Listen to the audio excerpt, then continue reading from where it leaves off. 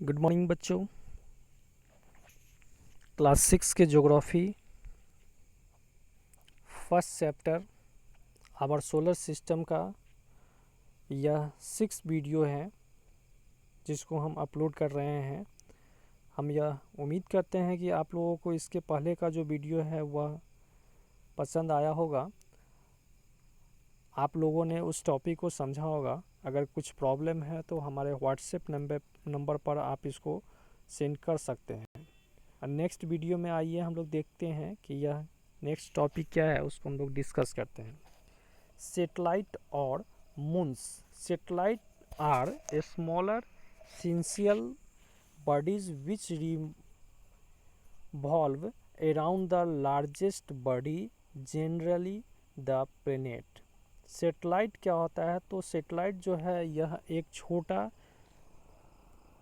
ग्रह है जो एक बड़े बॉडीज पे एक बड़े ग्रह को यह क्या करता है, तो रिवॉल्व करता है, इसके चारों तरफ यह होता है। A planet move around the sun, the satellite accompany then in their revolution। Satellite में भी ह्यूमन मेड और नेचुरल। मतलब यह कह रहा है कि प्लेनेट जो होता है वह सन के चारों तरफ मूव करता है और जो सेटेलाइट होता है वह प्लेनेट के चारों तरफ मूव करता है, रिवॉल्यूशन करता है, मतलब उसके चारों तरफ घूमता है। सेटेलाइट जो होता है वह तरह का होता है, ह्यूमन मेड सेटेलाइट होता है, नेचुरल सेटेलाइट होता है, मतलब प्राकृतिक होता है, और एक मानव निर्मित सेटेलाइट होता है। Human made satellite are sent to space to collect information और essential bodies. Human made satellite जो है वह सेटेलाइट क्यों बनाया जाता है? तो वह सेटेलाइट बनाया जाता है किस चीज़ के लिए? तो इंफॉर्मेशन को कलेक्ट करने के लिए। They are launched into the orbit using the rocket. The moon is the natural satellite. Next यह कह रहा है कि यह जो लॉन्च किया जाता है, मतलब ह्यूमन मेड सेटेलाइट जो लॉन्च किया जाता है, तो अपने ऑर्बिट में जो घूमता है, तो वह ऑर्बिट में क्या घूमता है? रॉकेट घूमता है, रॉकेट होता है। और नेचुरल सेटेलाइट जो है वह कौन है? तो मून, चांद जो है वह एक नेचुरल सेटेलाइट का एग्जाम्पल है। Of a planet, Jupiter, Saturn, Uranus, Neptune and Mars have the many moon, while Mercury and Venus have no moon at all। The Earth has only one moon। मतलब इसमें यह कह रहा है कि moon जो है वह कई ग्रह का उपग्रह है, जैसे जुपिटर है, सैटर्न है, यूरेनस है, नेपच्यून है, मार्स है, इन सभी का। और अर्थ का एकमात्र उपग्रह है जो कौन है? मून है। The earth's moon. Next topic हम लोग इसको डिस्कस कर रहे हैं। The earth's moon is the brightest object in the night sky but has no light of it one. मतलब मून जो होता है वह पृथ्वी से दिखने वाला सबसे ब्राइटनेस, चमकीला उपग्रह है, सेटेलाइट है, जो कब दिखता है? तो रात के समय में दिखता है, जिसका कि अपना कोई लाइट नहीं होता है। It only reflect the light from the sun. यह क्यों चमकता है? तो सन के लाइट के रिफ्लेक्ट करने के कारण। The moon is about the 3,84,400 kilometre away from the earth. Moon का जो अर्थ से दूरी है वह 3,84,400 किलोमीटर है। It complete one revolution around the earth is about 27 day.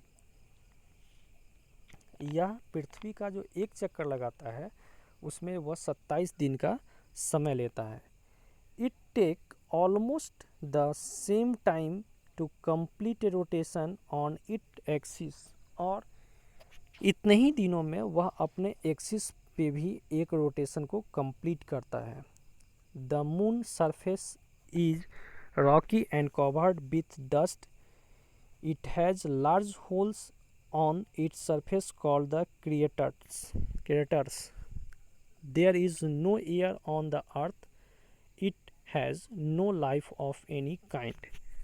Moon का जो सरफेस है वह रॉकी है, पथरीला है, और यह डस्ट से भरा भी हुआ है, और यहाँ पे एक बड़ा बड़ा होल भी है, बड़ा बड़ा खाई के जैसा होल भी है, जिसको हम जानते हैं किस नाम से, तो क्रेटर्स के नाम से जानते हैं।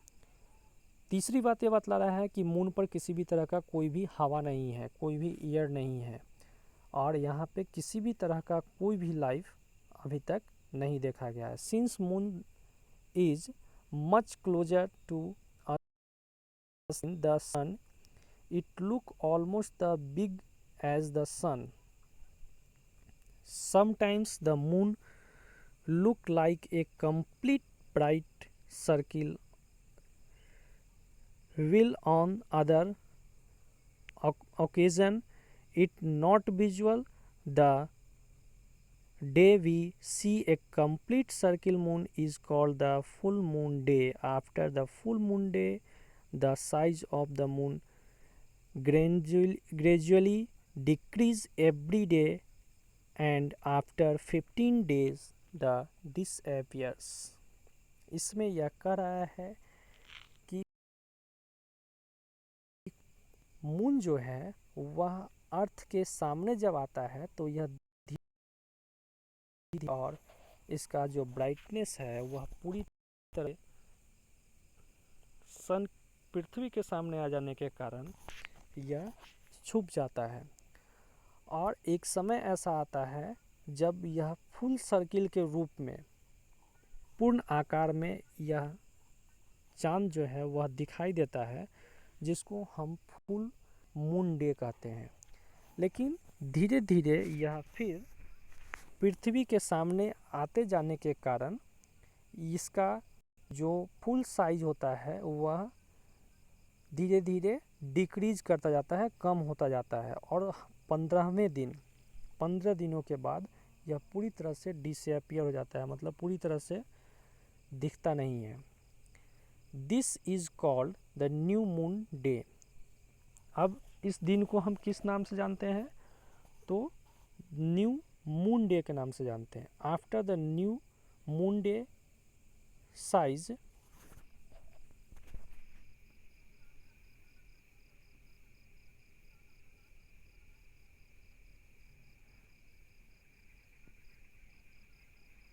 of moon start increasing, and the full moon is once again visual after 15 days.